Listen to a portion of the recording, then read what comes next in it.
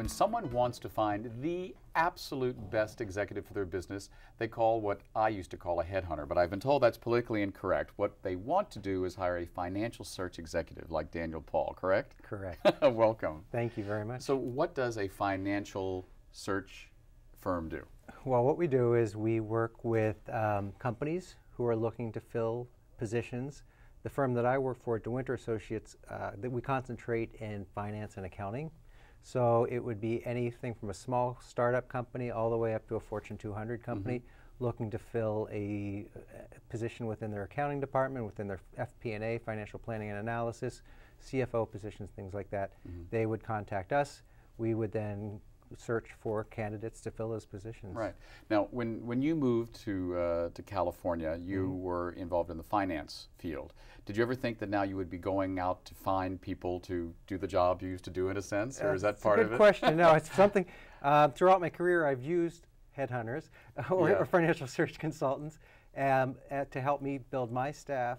So I've always had good relationships with them. I understood their business pretty well. So when I came out here, I thought, you know what, this is something that I want to try. I mean, I've been doing finance and accounting for 25 years in more executive positions. So now, like you said, I'm on the other side of the fence. Do you think that the search industry in general is kind of a bellwether of how the economy's doing? I mean, I remember a few years ago I had friends who were in executive search, and they're like, well, there's not a lot of search going on. Right. Are we seeing the economy shift? I mean, I keep hearing we've turned the corner, we've turned the corner. We've turned so many corners, I think we're in an octagon. I mean, how is the economy?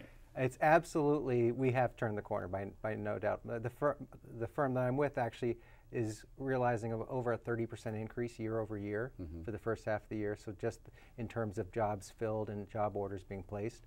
So I think that's obviously an indication that there's a big pickup. There was an article recently in the San Francisco Business Times that actually the unemployment had dropped down to, I think it's like 8.5%. So here in Northern California. Exactly. And that's where, I mean, obviously this is sort of where the startups are, the IPOs are getting hot again, things like that.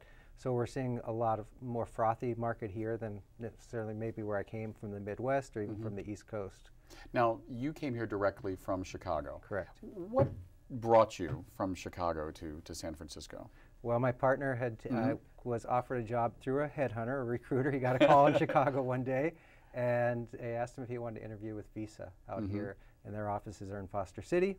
He went through an interview process and got a job, and so I came out. But economically wise, what do you sense any sort of similarities between Chicago and San Francisco? That's the business question, but then also as a gay executive, are there similarities between the two cities? Yeah, well, absolutely. I mean, San Francisco obviously is much more liberal and accepting of the GLBT community. So not in Chicago being a big city, it was certainly not something that was frowned upon or shunned by people. I very rarely got a second. I mean, I've been open at work for the past 10, 15, 20 years and haven't had a big issue with it. Out here, probably even less of an issue. But I would say that the community out here, like when I first introduce myself to people, I tell them why I'm out here, what brought me out here. My partner brought me out here, and I'm always curious to see if they're gonna, like, their face is gonna flinch or something. And it's happened a few times where I catch someone off guard, but I'd say 9 times out of 10 people we continue the conversation and I explain why I moved here. Do you think there is a stereotype that quote-unquote financial services or executive level positions still have a degree of homophobia or uncomfortableness?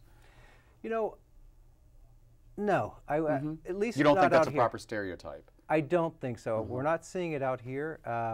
Maybe if you're living in Boise, Idaho, or Cleveland, Ohio, or something like that, I'm sure that would be much more of an issue. Like I said, Chicago, it wasn't a big issue. It was probably a little higher on the radar of being less accepting. But San Francisco, from what I found, and I've only been here now since March, so 3 or 4 months, but I haven't seen any type of stereotypes. I mean, it's obviously a field that you don't see a lot of gay and lesbian people typically gravitating towards accounting and finance for whatever reason. We're not good with money. You're the only one.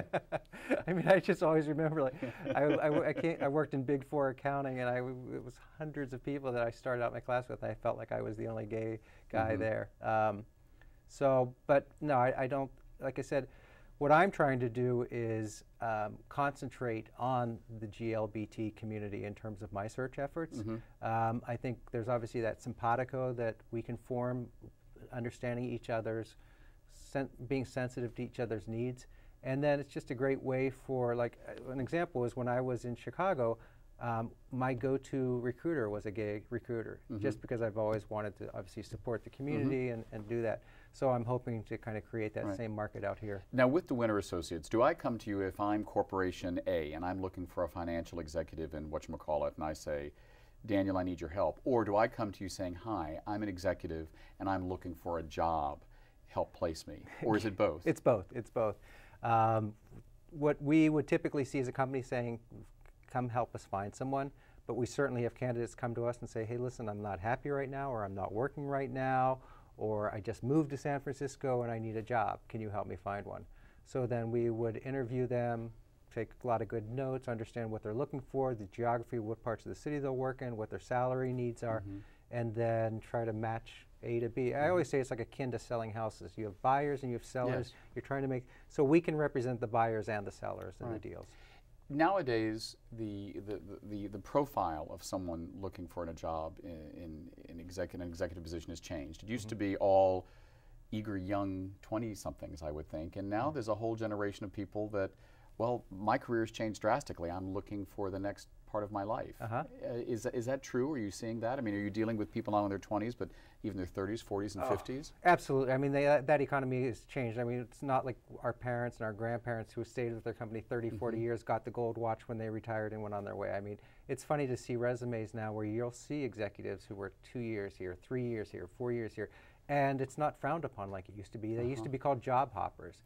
Now, a lot of times that's actually an attribute that employers like, because they bring a divergence of different cultures of companies they've worked for, different experiences with different companies.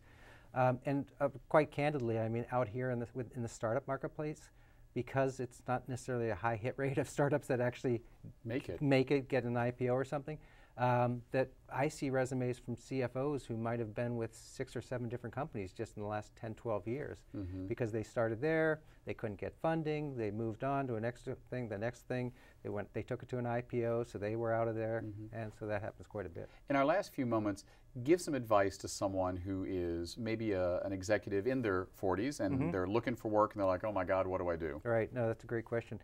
What I've been telling candidates who are looking for work is get on LinkedIn, get as linked in to as many different contacts that you can possibly get, because that is one of the major tools now that we use, and other companies, internal recruiters within companies looking for talent.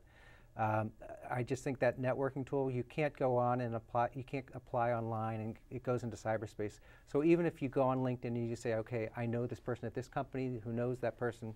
It comes down to the relationships. Exactly, it's all about networking. Thank you. We've been speaking with Daniel Paul about the power of networking, and I'm David Perry. You've been watching 10%, your LGBTT for Northern California. Thanks for watching. Hope to see you next week.